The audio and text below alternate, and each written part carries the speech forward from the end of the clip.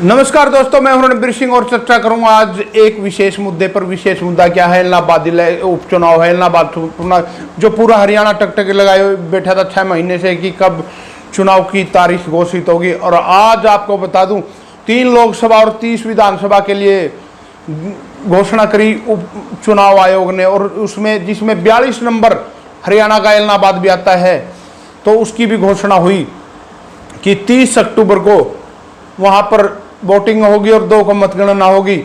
और 8 तारीख को तक नॉमिनेशन किए जाएंगे, 1 तारीख से 8 तक। उसके बाद 11 को छंटनी होगी और 13 को अपने नाम वापस ले सकते हैं। और विशेष बात क्या है, इस उपचुनाव में कोई भी बड़ी रैली नहीं कर सकता, काफिला लेकर नहीं चल सकता गाड़ियों का। जब नॉमिनेशन करने जाएंगे तो सिर्फ 3 ही गाड़ी जाएंगी। तो और आपको बता दूं, यहां पर इससे भी पहले सन 2021 से पहले भी 2 बार उपचुनाव हुए और उनमें किसकी जीत हुई, मैं आपको पूरी बात बताऊंगा। आप बना रहिए। 1968 में यह अस्तित्व में आई, उस समय से आज तक कौन कौन विधायक रहे, मैं पूरी डिटेल में आपको बताऊंगा।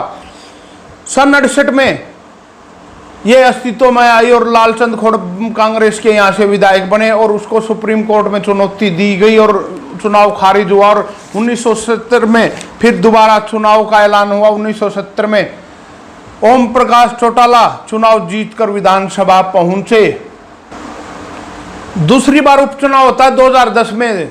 2009 के चुनाव में, 2009 चुनाव में ओम प्रकाश चौटाला 2 सीटों से इलेक्शन जीते और वो 2 सीटों से जीत गए और इलाहाबाद से उन्होंने अपना इस्तीफा दे दिया। और 6 महीने के बाद 2010 में इलेक्शन होता है, वहां से अभय सिंह चौटाला चुनाव फाइट करते हैं और वो जीत जाते हैं। और आता है 2021 में। 2021 में आपने पता है 2021 में खुद अभय सिंह चौटाला ने इस्तीफा दिया। और देखो, अभय सिंह खुद लड़ते हैं या उनको उसके पुत्र को या किसी और घर के सदस्य को लड़ते चुनाव फाइट करवाते हैं, वो तो आने वाले समय बताएगा। तो किसकी झोली में जाएगी ये भी मैं पूरी आंकड़ों के साथ आपको अगली वीडियो में बताऊंगा। आप देखते रहिए दा मामला को सब्सक्राइब फॉलो जरूर करें। और सन 1968 में से लेकर आज तक जितने विधायक हैं, मैं आपको पूरी डिटेल बताऊंगा। किस साल कैसे कैसे कौन कौन बना, आपको मैं बात बता देता हूं। तो मैं आपको बताऊंगा, साल 1977 से 2005 तक इलाहाबाद सीट आरक्षित रही।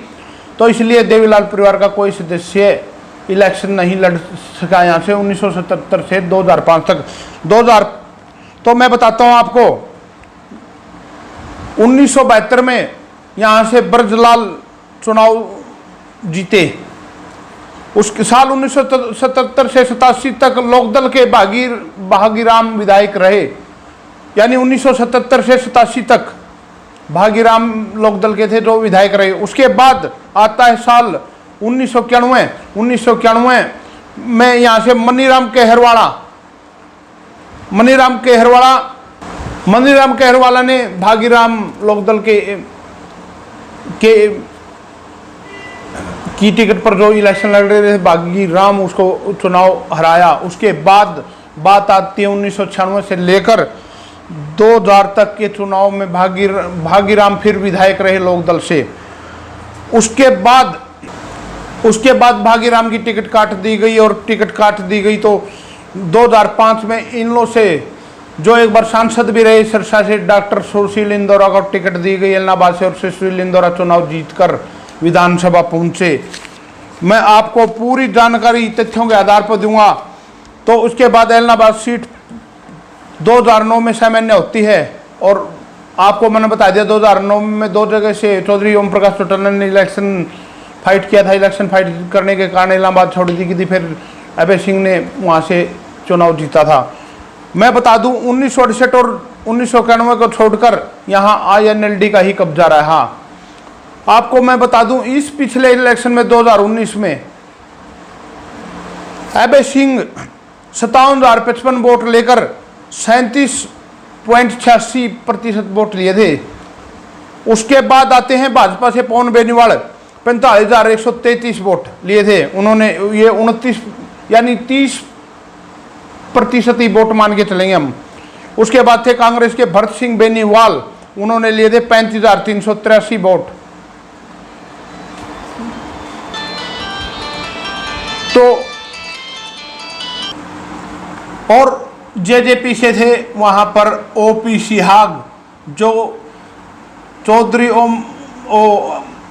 ओम प्रकाश चौटाला परिवार के कभी खासम खास होते थे, आज वो अजय सिंह चौटाला के परिवार के साथ मिले हुए हैं। तो उन्होंने 6,559 वोट यानी 7,000 का आंकड़ा भी पार नहीं कर पाई थी जेजेपी। और मैं आपको बता दूं, ये जो चुनाव होगा वो दो ही पार्टियों के बीच फाइट होगी, कांग्रेस और INLD।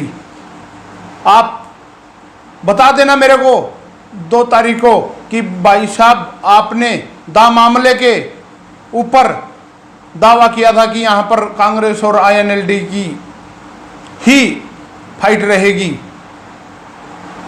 सच और झूठ 2 नंबर को बताना मेरे को कमेंट बॉक्स में। तब तक के लिए जय जवान जय किसान।